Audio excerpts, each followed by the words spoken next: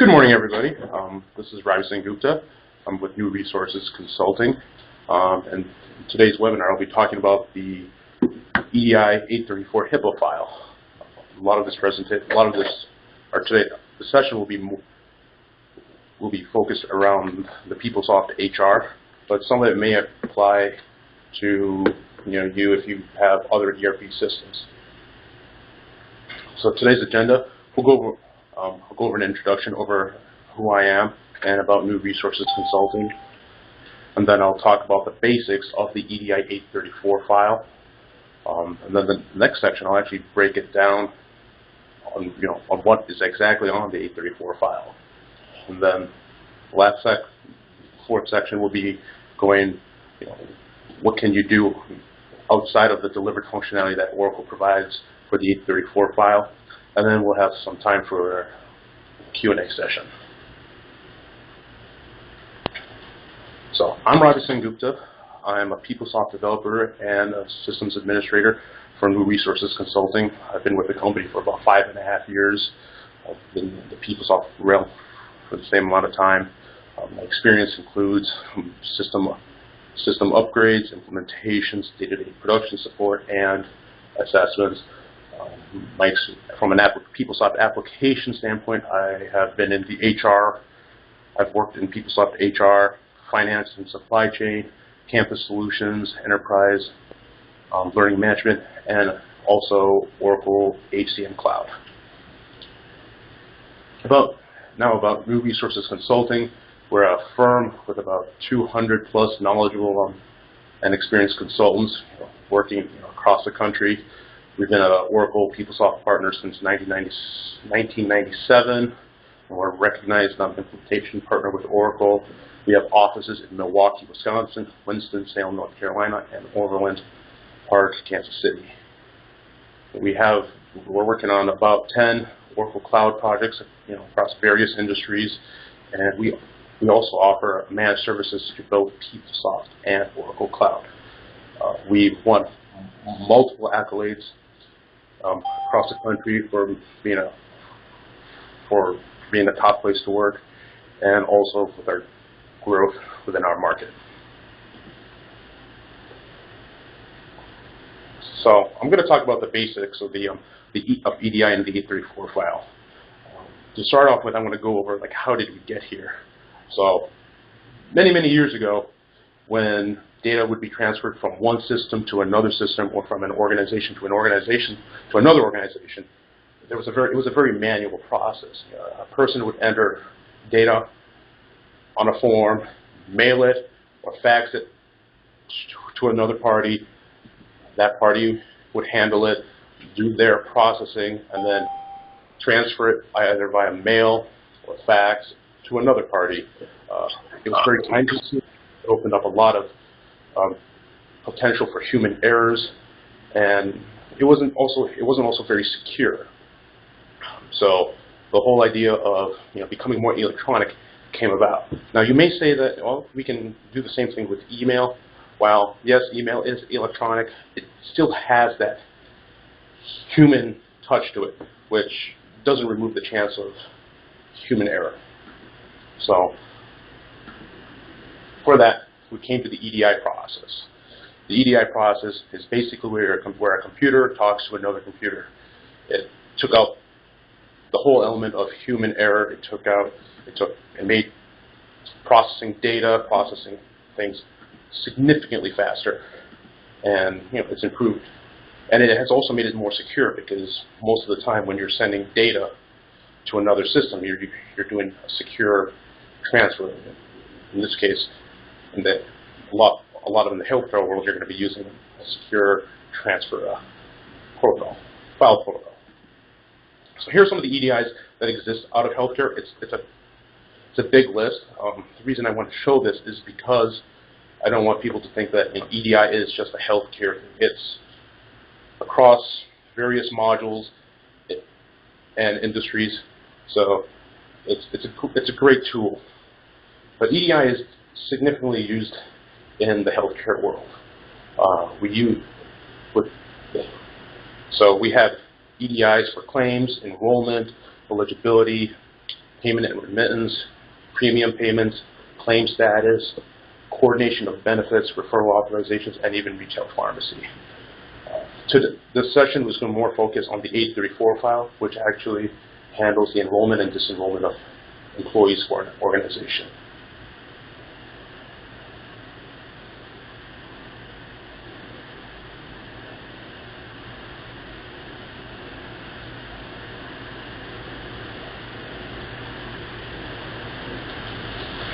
So what is the 834 file? So in 1996, the U.S. Congress passed the Health Insurance Portability and Accountability Act, which standardized a lot of items in the healthcare world, and then within Title II, it standardized on how data is transacted. And one of those transactions was the standardization of how organizations send health plans to the insurance carriers. So from that came the 834 file. And for those who have never seen an 834 file, it is very cryptic. When I first started looking at this file, I thought the devil had an interface. This would be it, because I thought it was just messy. Now, how the 834 file fits in the whole healthcare world is almost like this. I tried to map it out as much as possible of my understanding of how the healthcare industry works. So in the whole world of this, the 834 is just a small part. We have multiple EDIs going back and forth between organizations, between the employer to the insurance carrier, and then to the healthcare provider. So there's a lot of data going around. So we need something. So EDI is probably the best solution, because you want something secure, something that can be easily understood by your computer systems. And this is what we've come down to. So to recap, one of the benefits of EDIs is that it's a standard method of transmitting data. It's cost savings. Less manpower to handle forms, handle data. You're securing it. You're digitizing a lot of your data, so you don't have paper trails. You don't have to waste office space or closets for paper. You're improving productivity, so you can dedicate the employees who would once do all this data entry to do more efficient tasks, and also faster processing. To get for example, your employees, so they can get their benefits faster and not as time consuming. So this is the interface file. It's messy. When I first looked at it, I wanted to step away from it. I've worked on about 5 of these files in the past, and I learned a lot. After I did my first 834 file, I learned quite a bit. And as I learned about it, I thought I'd like to teach the community about what I learned. So here we are. And when you start looking at this file, it does look messy, but once you start looking at it, certain things will start to make sense. You can see a name, you can probably see an address. If you look carefully enough, you're going to start to see some dates on there. Just format a little bit differently, but it's actually fairly easy to decipher. But I'll go ahead and break it down for you guys. Before we continue, do we have any questions? All right. So in the PeopleSoft world, a lot of the data that gets put onto the 834 file comes from a program called the Ben 100 SQR. It's basically known as the enrollment reporting snapshot. It takes an entire snapshot of the employees in the HR system. It identifies, all the employees, all the dependents and beneficiaries, the job that the employee has, as long as with all the benefit plans that the employee has enrolled, terminated, and waived. This is very important, because not only does this program feed the information to the 834 file for many of the custom benefit interfaces and reports that an organization may use in their PeopleSoft system, This is a great place to use as your source data. This is what I like to call the meat of the entire functionality of the 834 system.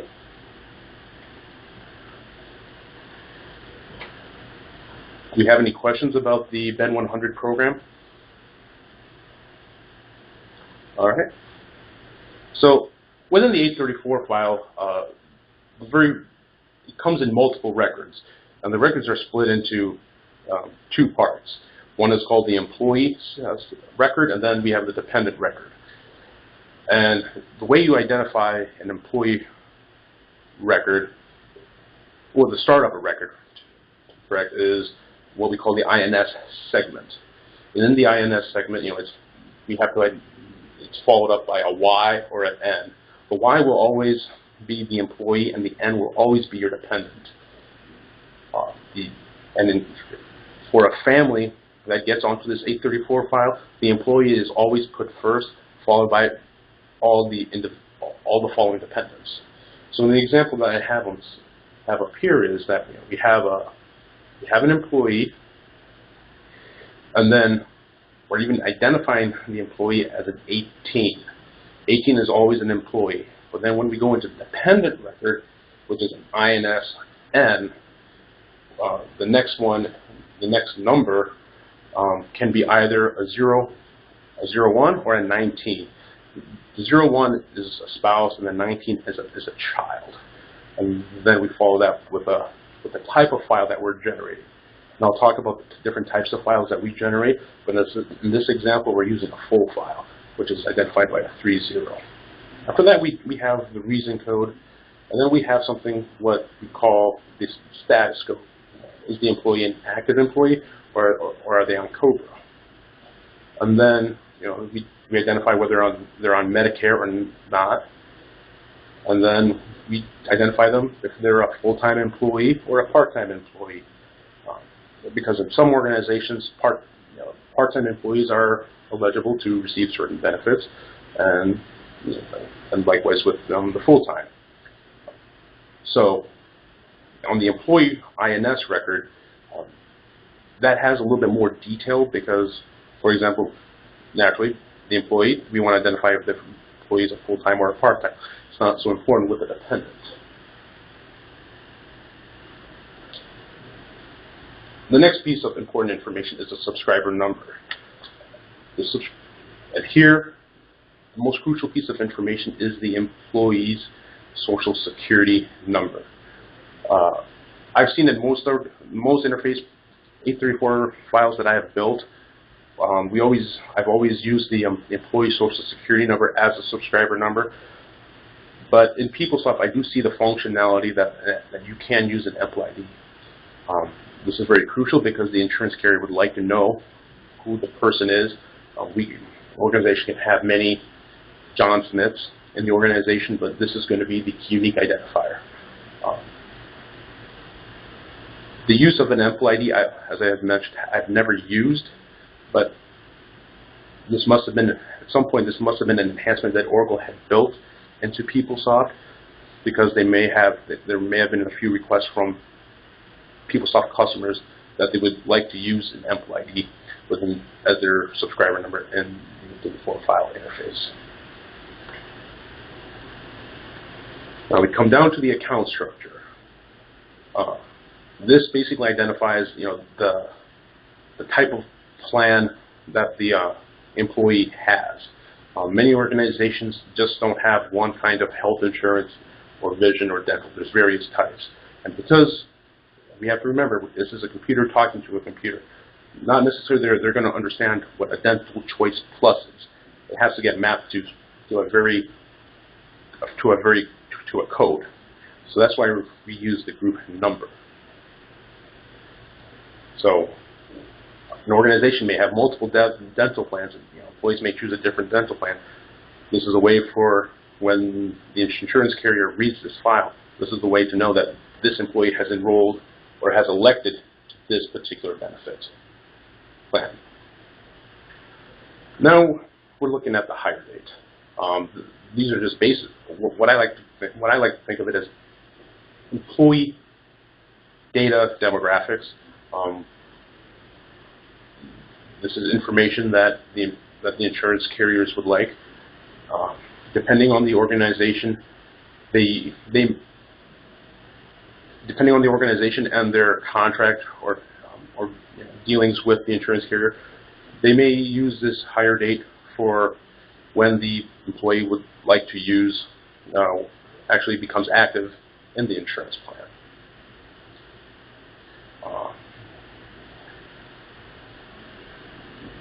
This is more specific information about the employee: name, first name, last name, middle name, prefix, suffix, and then we also provide the Social Security number of the employee. We also do provide the age of the employee in this file.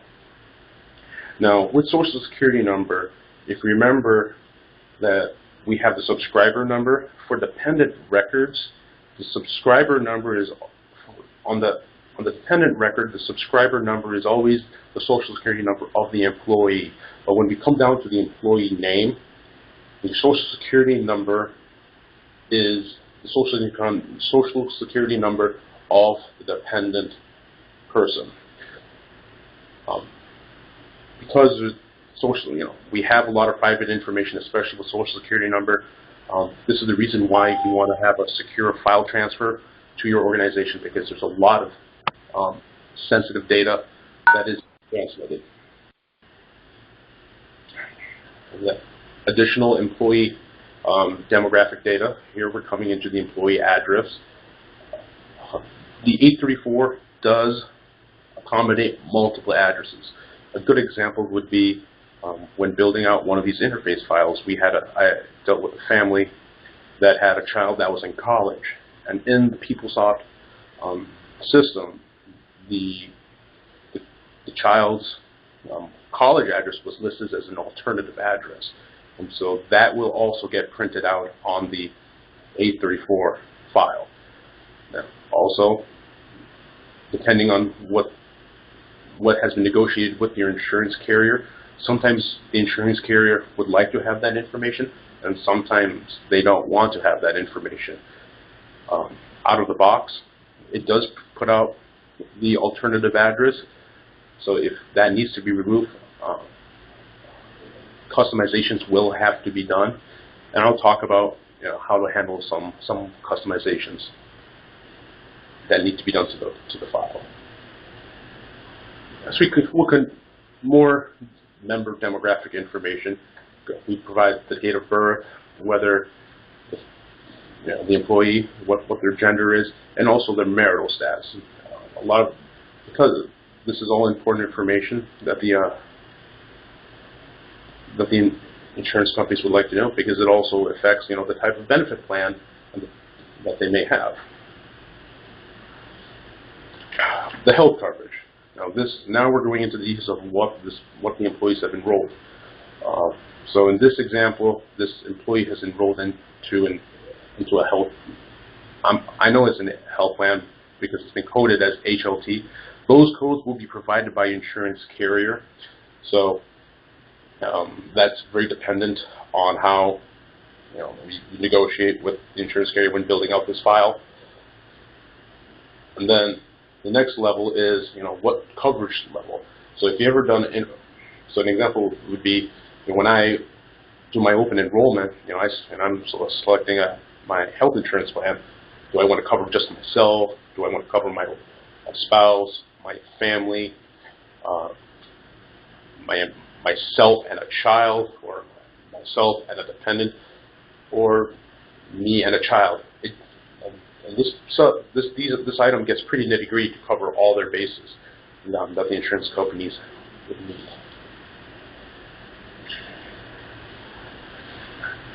And this is the coverage start date.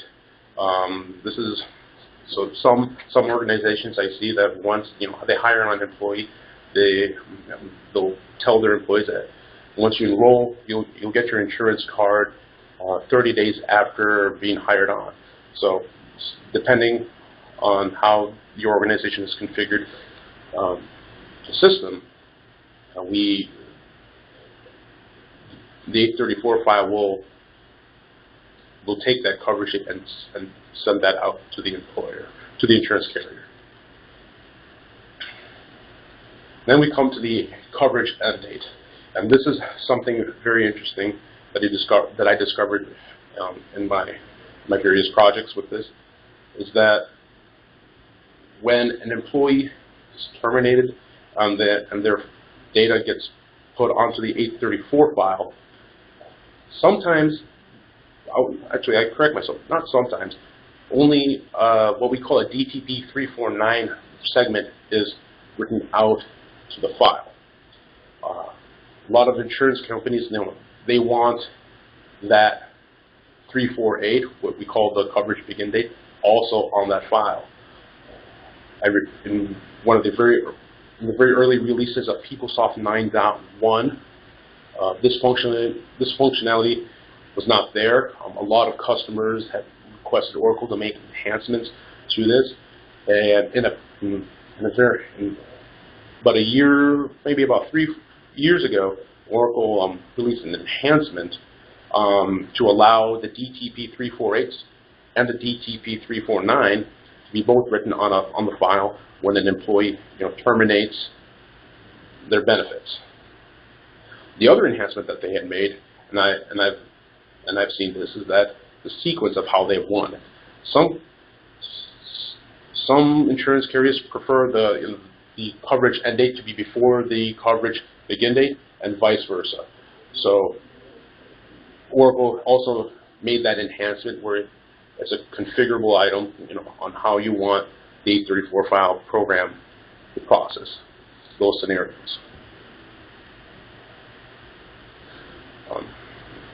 So when you set up your 834 file, you put our basic information about how who the insurance carrier is, and the various codes that get written out to the header, and also some items that you really take for granted, but a lot of the insurance carriers do have some various nuances that I've noticed. The usual standard out of the box is what I'm showing on the display. Is we have field separator as a star, so that's taken into account because it's computer. They don't like spaces, so we put in a star, and then we end each field with a tilde, and then we have a sub-element separator, and then we have even a repetition separator. In the 5 files that I've worked on, I've never had to change this, except, well, I've only had to change it for one. I correct myself. And that was the repetition separator. There was an insurance carrier. They didn't want the U, they wanted the caret sign. So as I was working on this file, this was a big gotcha moment in the whole implementation of it. Again, back in the early releases of PeopleSoft version 9.1, a lot of these customizations to the various separators was not there because some insurance carriers do it differently. Oracle made an enhancement to allow customers to change the characters on this. When you're generating the 834 file, there's 3 different types of files that you can create. There's an update only file, which takes only the changes of an employee and a dependent. So let's say one scenario would be I'm a brand new employee to the organization. I will appear, and I elect a benefit. I will appear on the file. Second scenario, I worked with the organization for 2 to 3 years, and then I decide to remove my son from coverage because he's over the age of 26 and he's not able to be under my health plan. So I remove him from my insurance. He will still appear on the file. But let's say in scenario 3, I am an employee for 4 or 5 years and no changes occur. I will never show up on the update only file. Then we have what we call the full file audit. This basically takes every employee on the system, whether that means current and terminated employees, and list out what their plan, what they have at the point of time when the 834 file runs. Sometimes this is needed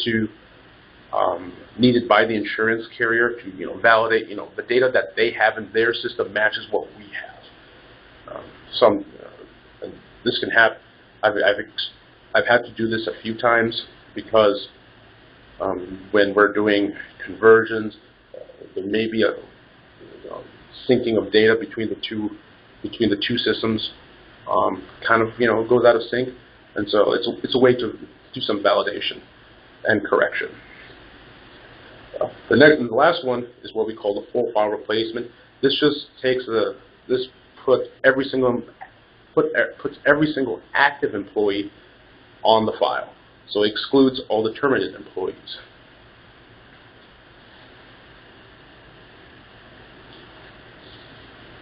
Do we have any questions? All right. So the great thing about PeopleSoft is that PeopleSoft HR delivers a functionality to generate the 834 file. If this file were to be built from scratch in PeopleSoft, it would be a massive effort. And sometimes when you're setting up the 834 file in PeopleSoft, depending on what your vendor's requirements are, sometimes no changes have to be done, and it's a peace of mind. But in my experience, that has not been the case. A lot of insurance carriers have some various nuances. I'll go over one example that I've had to deal with. It's a very common example that I've run into with all the 834 files that I've had to build for health insurance companies. But even though the 834 is standardized, the nuances could be, we want the subscriber number to be at the, we don't want it right after the INS segment. We want it at the very bottom, or we want it right after the name. And so PeopleSoft does it in a very standard way, and then based on what the insurance company wants, we have to move things around or remove some things or add additional data. The example that I'll go over is adding the department agency number to the file. It's what we call the ref DX segment. So when you run into these situations, one of my big recommendations is to go onto Oracle and search if Oracle has released any enhancements. This will save a lot of effort because I don't recommend going into the delivered program and start coding in it. It's a very complex program, and you probably spend a lot of time just figuring out what the program is doing as it's generating the file. So just to save some headache, first research, and then Oracle has not released an enhancement. Then I recommend start building around it. And my strategy is if I'm going to build around it, let the delivered product or functionality generate the 834 file as is. Then let's build a custom program to do the additional changes that we need. So in the example of the ref DX segment, I've come across this request 2 times, and the very first time that I researched this, I went onto Oracle support to see if enhancements was made. There are some knowledge documents out there on my Oracle support about the ref DX, and after about 1 or 2 hours of research, I came to this knowledge article saying, basically saying that Oracle is aware of this request that a lot of there are a lot of PeopleSoft customers are asking, but they haven't done anything because it's very situational. And so because of that, I was required to do some customizations. To give a little bit of information about the RefDX, because it's a department agency number, usually what I've had to do is either put the department ID or the business unit that the employee belongs to into that program. So what I have done is I've actually built an application engine using PeopleCode. I generated I generated the delivered 834 file using all the delivered functionality. Then I built a custom program out there to pull in that generated file. I consume that file, and I let the program start reading row by row, start reading the 834 file row by row, and to identify where changes need to be made.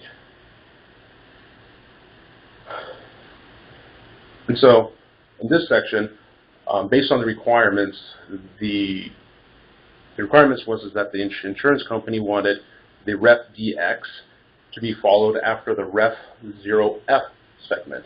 So in this program, I go up to the Ref0F.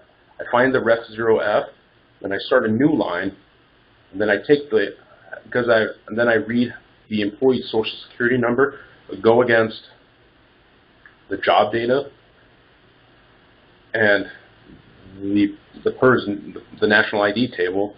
Using a SQL object, I'm able to I use SQL query to pull the department ID or business unit with the max effective dating to get that piece of information. Then, once I get the department ID or the business unit, I go to the next line and I write out the RefDX and then that particular value, and just continue on processing. It's building out the program to read out the file is initially very complex, but once you have it start reading, building all the edits, the editing logic is actually pretty simple. And that